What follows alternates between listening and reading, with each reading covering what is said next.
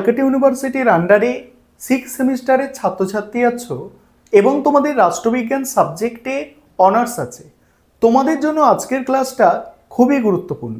আজকের ক্লাসে তোমাদের ডিএসসি বি3 এবং ডিএসসি বি4 এই দুটো পেপারের 100% কমনযোগ্য সাজেশন নিয়ে আলোচনা করব।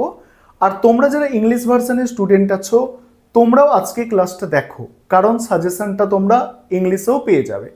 আর তোমাদের প্রথমেই বলে রাখি যে তোমরা অনেকে জানতে চাইছো এই ডিএসসি বি3 এবং বি4 এই দুটি পেপারের মধ্যে কোন পেপারটা তুলনামূলকভাবে সহজ।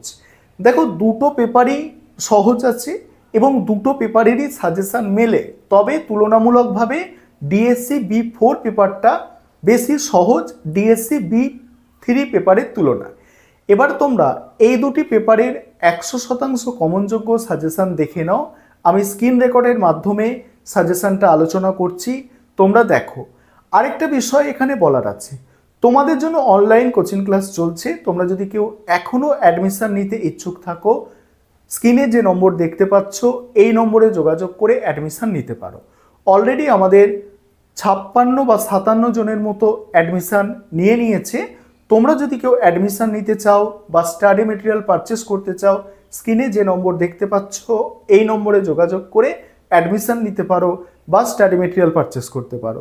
চলো তোমরা সম্পূর্ণ সাজেশনটা দেখে নাও। এবারে তোমরা সম্পূর্ণ সাজেশনটা দেখে নাও। প্রথমে দেখো ডিএসসি বি3 পেপারের। আর তোমরা যারা ইংলিশ ভার্সনের স্টুডেন্ট আছো তোমরাও আজকের ক্লাসটা দেখো, কারণ প্রত্যেকটা প্রশ্ন বাংলায় লেখা আছে এবং তার নিচে নিচে ইংলিশে কোয়েশ্চেনটা লেখা আছে, যাতে তোমাদের বুঝতে সুবিধা হয়। দেখো, প্রথমে 15 নম্বরের প্রশ্ন মডিউল 1 থেকে যেগুলো করতে হবে। দেখো, প্রথম প্রশ্ন হচ্ছে, তুমি কি মনে করো যে বিশ্বায়নের যুগে নাগরিকত্বের গুরুত্ব কমে যাচ্ছে? ব্যাখ্যা করো। তারপরের প্রশ্ন এবং কোন ইয়ারে প্রশ্নগুলো পড়েছিল সেগুলো কিন্তু সাইডে সাইডে লেখা আছে। পরের প্রশ্ন, নাগরিকতার উদারবাদী তত্ত্বটি টি.এইচ. মার্শালের উল্লেখ সহ আলোচনা করো। পরের প্রশ্ন আছে, নাগরিকত্বের সনাতনী ধারণাটি মূল্যায়ন করো। নেক্সট প্রশ্ন, লিঙ্গায়িত নাগরিকত্বের ধারণাটির ওপরে টিকা লেখো। পরের প্রশ্ন দেখো 2021-এর প্রশ্ন 2024-এ এসেছে, এই জন্য এই প্রশ্নটা কেটে দেওয়া হয়েছে। এখানে তোমাদের টোটাল 4টে প্রশ্ন দেওয়া হয়েছে।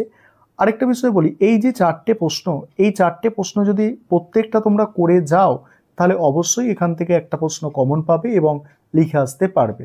তবে তোমরা যদি জিজ্ঞাসা করো যে স্যার কোন প্রশ্নগুলো সব থেকে গুরুত্বপূর্ণ এর মধ্যে, দেখো তোমাদের জন্য, তোমরা 2025-এ পরীক্ষা দিতে চলেছো, তোমাদের জন্য 2023-এর প্রশ্ন সব থেকে গুরুত্বপূর্ণ, অর্থাৎ প্রথম দুটো। এবারে মডিউল 2 থেকে দেখো, মডিউল 2 থেকে 15 নম্বরের প্রশ্ন দেখে নাও। প্রথম প্রশ্ন হচ্ছে, বৈচিত্র্য বলতে কি বোঝো? বৈচিত্র্যের প্রেক্ষিতে নাগরিকতার ধারণা আলোচনা করো। এটা 2023-এ এসেছে, ইংলিশটা লেখা আছে দেখো। পরের প্রশ্ন, জাতিরাষ্ট্রের বাইরে নাগরিকত্বের ধারণাটি সংক্ষেপে আলোচনা করো। 23-এর প্রশ্ন। এবার দেখো, এখানে একটা প্রশ্ন কেটে দেওয়া হয়েছে, 22-এর প্রশ্ন 24-এ এসেছে। পরের প্রশ্ন, বিশ্বায়ন এবং বৈষয়িক ন্যায় বিচার এই দুই ধারণার মধ্যে সম্পর্ক বিশ্লেষণ করো। নেক্সট প্রশ্ন হচ্ছে, বৈষয়িক যুগে নাগরিকত্বের বৈচিত্র্যের বিষয়ে একটি টিকা লেখো। নেক্সট, বৈষয়িক ন্যায় বিচার প্রসঙ্গে রাষ্ট্রের বাইরে নাগরিকত্বের ধারণাটি অনুসন্ধান করো। এবার পরের প্রশ্ন দেখো, পরের প্রশ্ন আছে 10 নম্বরের প্রশ্ন। 10 নম্বরের প্রশ্নগুলো দেখে নাও। আরেকটা বিষয় তোমাদের এখানে বলার আছে, তোমাদের জন্য এই যে পেপার আছে ডিএসসি বি3, ডিএসসি বি4 এবং পলিটিক্যাল সায়েন্স অনার্সের অন্যান্য পেপার, প্রত্যেকটা পেপারের তোমরা স্টাডি মেটেরিয়াল পাবে।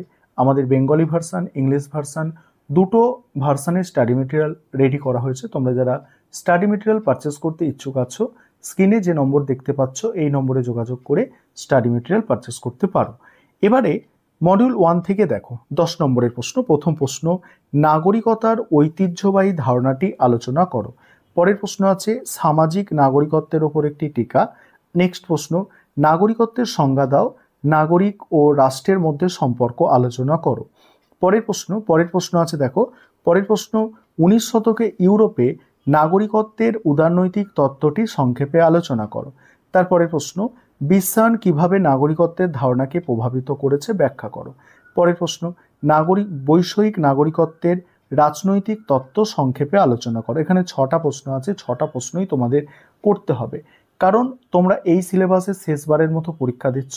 আগে যেটা দেখা গেছে যে প্রিভিয়াস ইয়ার্সের প্রশ্ন থেকে মানে 10 নম্বরের প্রশ্ন কিন্তু কমন আসছে না, তবে এই পেপারটায়। তবে যেটা মানে তোমাদের বলতে চাইছি যে তোমরা এই সিলেবাসে যেহেতু শেষবারের মতো পরীক্ষা দিচ্ছ, তাহলে এই যে 6টা প্রশ্ন এখানে 10 নম্বরের আছে, করলে একটা কমন অবশ্যই পাবে। 2023-এরটা আমি বারবার বলছি তোমাদের ভালো করে করতে। এবার মডিউল 2টা দেখো।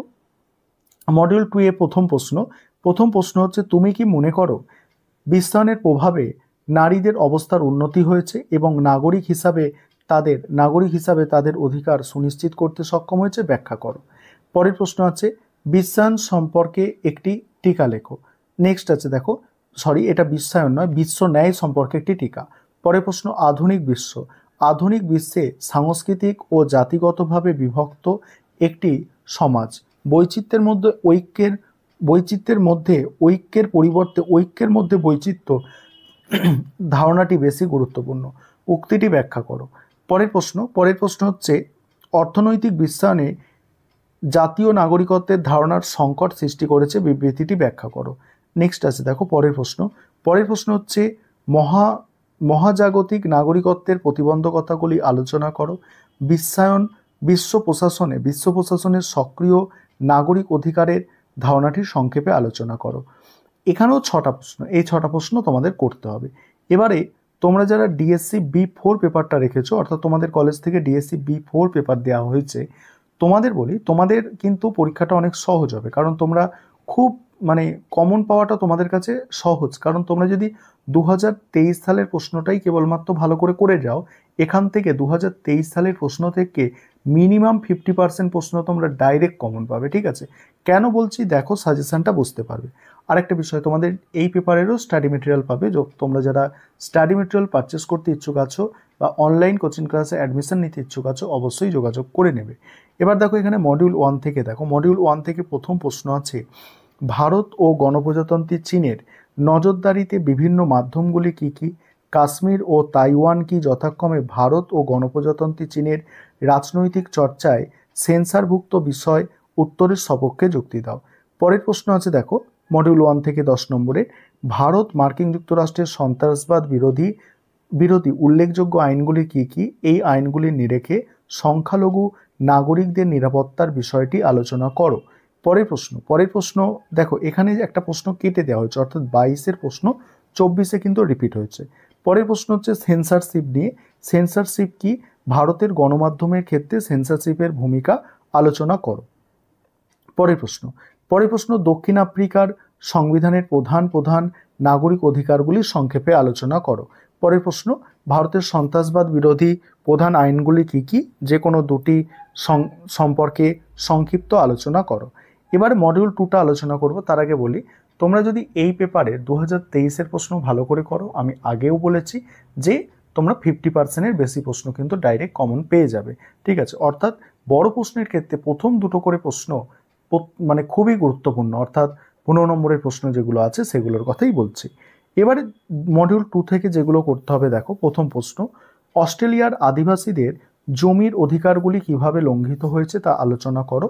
পরের প্রশ্ন, ভারত পাকিস্তানের লিঙ্গভিত্তিক হিংসার কারণগুলি চিহ্নিত করো এবং মানবাধিকার লঙ্ঘনের প্রেক্ষিত বিশ্লেষণ করো। দেখো 21-এর প্রশ্ন 23-এ রিপিট হয়েছে।